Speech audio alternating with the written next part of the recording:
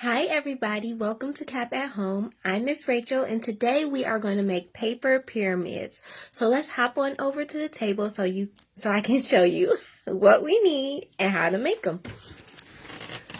Let's do this. Alrighty.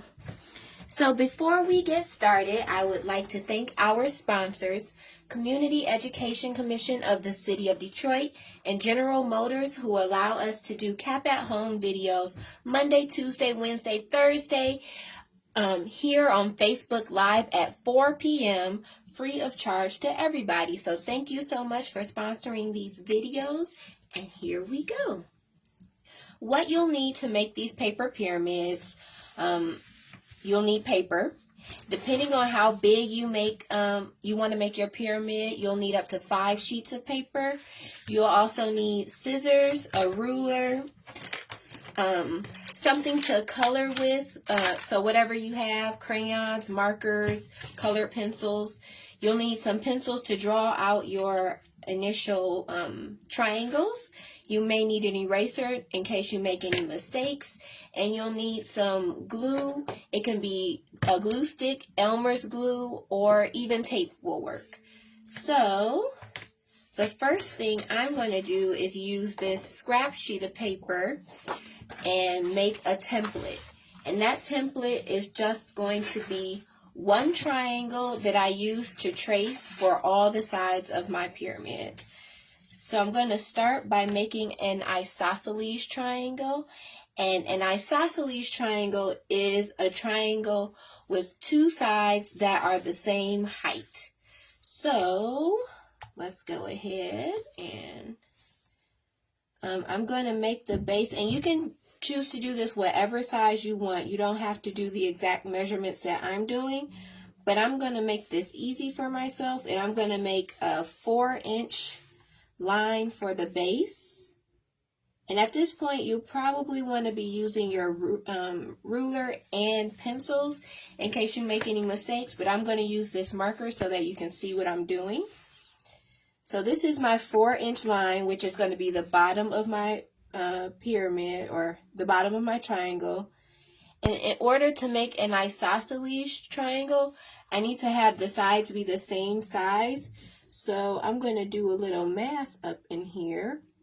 I'm going to make a little dot at 2 inches, which is halfway in between 0 and 4.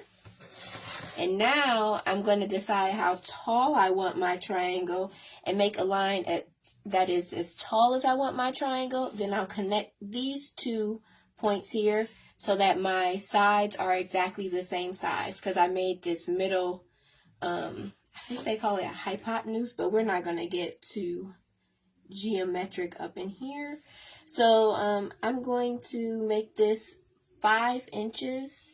So I have 0 up here and then 5 down on my line. So I have my base and then my 5-inch line that I'm going to connect this point to this one to make one side of my triangle.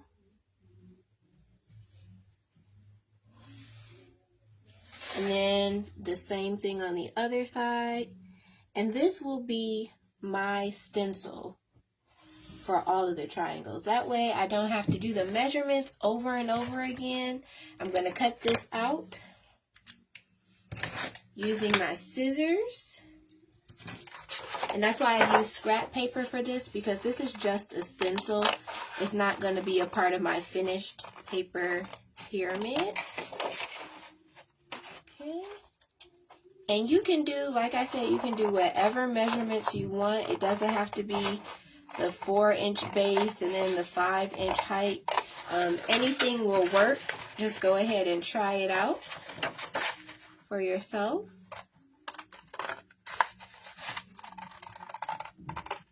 So now that I have this cut out, I can use this paper again if I want to make another stencil. So I'm going to put it over to the side for now.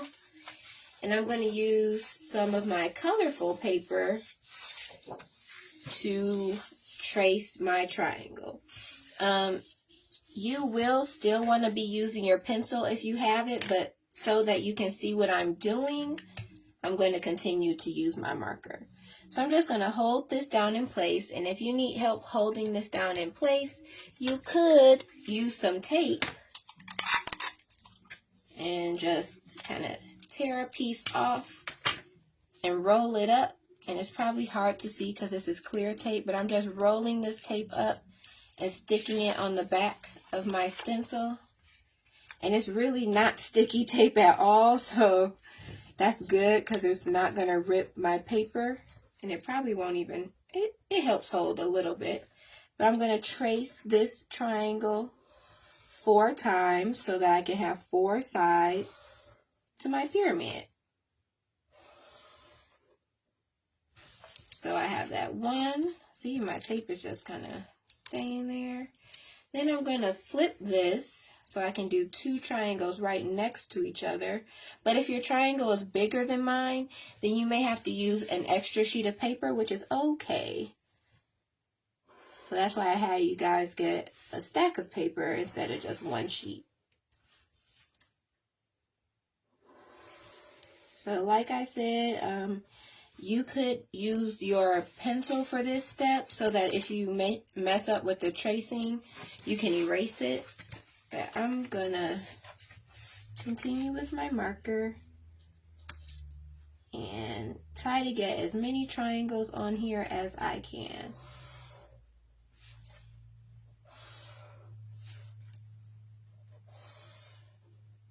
So then one more.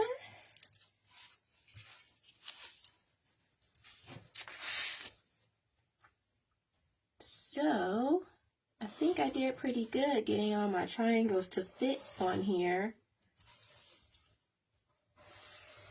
Cool. Alrighty, so I'm going to toss this little piece of tape because it is not very sticky. Okay, so now you'll want to add tabs to 2 sides of your to 2 of your triangles. So I will show you what I mean. I'm also going to use my pencil just to mark the bottom of my pyramid. And I'm going to put a B here for base. If your sides are kind of similar in size, like I have another little template that I made like this right here. And these sides are kind of similar in size. It's a little difficult to tell which one is the base. So I just marked a little B right here by the base so I can remember which one is the bottom. And that's just to help me. But if you don't need that, you don't have to do that. But that's just a quick little tip. And then I'm going to add these tabs. So what I mean by tabs is you're going to add an extra line right outside of your pyramid. And that's going to help us stick it all together. So I think in the directions I say you should add a 1/2 inch tab. But I'm going to make mine a little bit smaller. I'm just going to do it at a 1/4 inch. You just need a little bit of paper to fold and to put glue on. So if I made a mark here, that would be a 1/2 inch. I have the 0 point of my ruler lined up with the edge of my triangle. Let's see, a 1/2 inch is kind of big. It can be 1/4 inch, which would be the dot that's closer to the edge. I think that's the one I'm going to use. Just made those dots there, and now I'm going to connect them. There we go, like that. And you'll kind of see what I mean by tab once I actually cut it out, because that's going to be the part where I fold the edges of the triangle so that I can glue them together. So once you do this to 1 triangle, you're only going to need to do it to 1 more, and you only need to do it on your sides.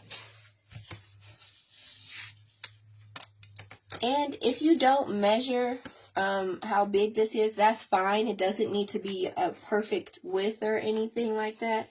It's just an area that we are creating so that we can add glue and have this pyramid all come together. So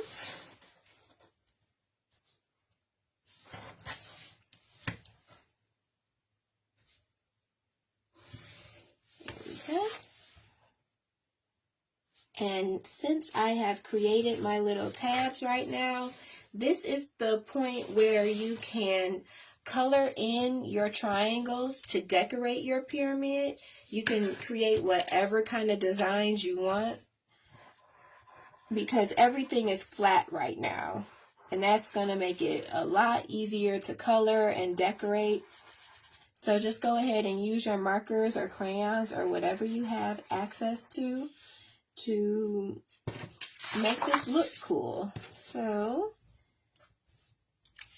And drawing on this colorful paper makes it hard to see what colors I'm actually drawing with. They all look a little different, which is okay. So that's something to think about if you're using colorful paper. Whatever color marker you're using might not look like the color you thought it would look like. Because this is supposed to be purple, but it kind of looks, I guess it looks purple. And you can do whatever designs you want. And that's another reason marking the base helps, so you'll know which side is going to be down on the table or wherever you set your pyramid. So you can plan out your designs based on that. I'm going to do some eyes. Smaller eye.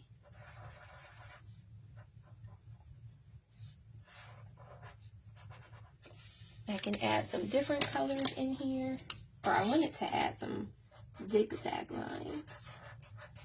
And I'm just making random designs. You can be a little more intentional and plan yours out. Let's see. Like if you wanted to make this like an Egyptian pyramid, you could use your ruler and draw bricks. So these will be some large bricks.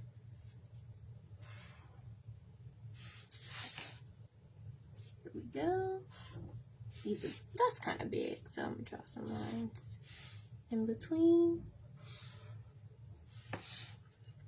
And I like stopping to do the drawings before I cut it out, because if I go over the edges, I can just cut those parts out and it will still look really neat. So if I was going to do some bricks, then I would draw some lines like that. And then put some lines in the middle there. Kind of stagger my lines. There we go. So, and I think anybody at any age can do this. If you're a little bit younger, you may need help drawing the actual pyramid shape out, but once you have the triangles, you can color it in. So, you know, if you are 8 and under and you need a little help with the ruler and all of that kind of thing, you can ask someone older to help you draw the triangles. I'm going to add hearts here. Any kind of design you want. Okay.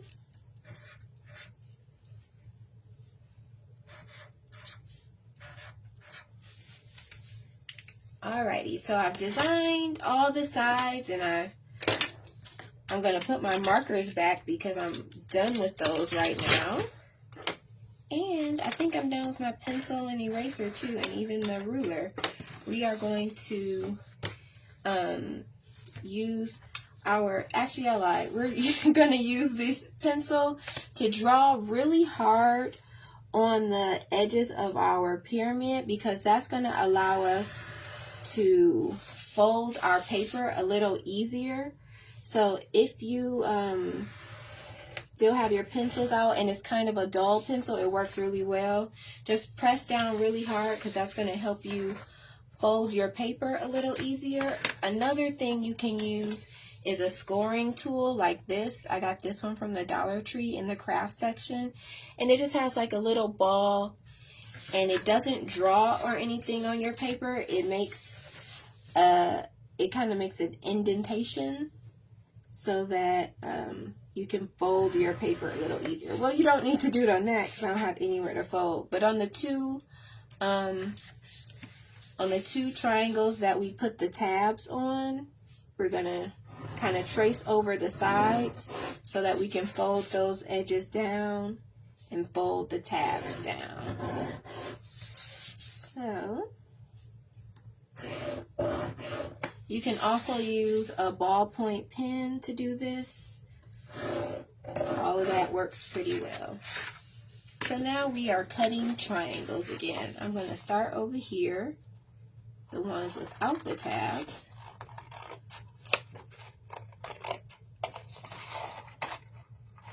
And whatever scraps we create from this, we can go ahead and throw away because we don't need them.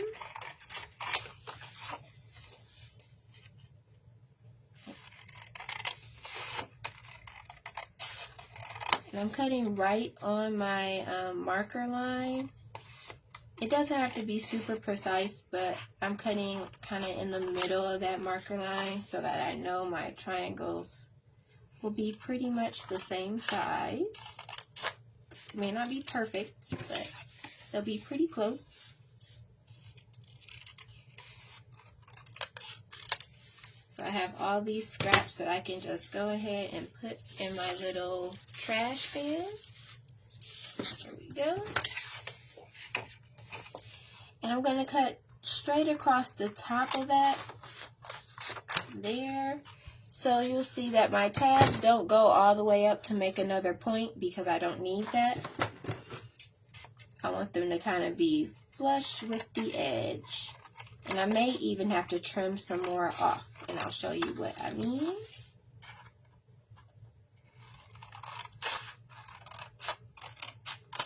So I'm cutting on the outer line for these that I made the tabs for because I don't want to cut my tabs off.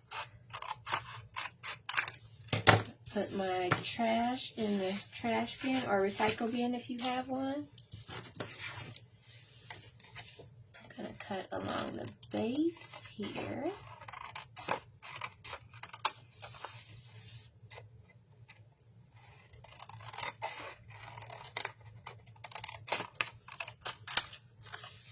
Alrighty, so I'm going to cut along the top, right at that point, and throw these little scraps away. Okay, so now remember we made that line, we kind of made that scoring line that's going to help us fold this. So let's fold our tabs back. There we go, one fold. And you're going to do that for all of your tabs. Here.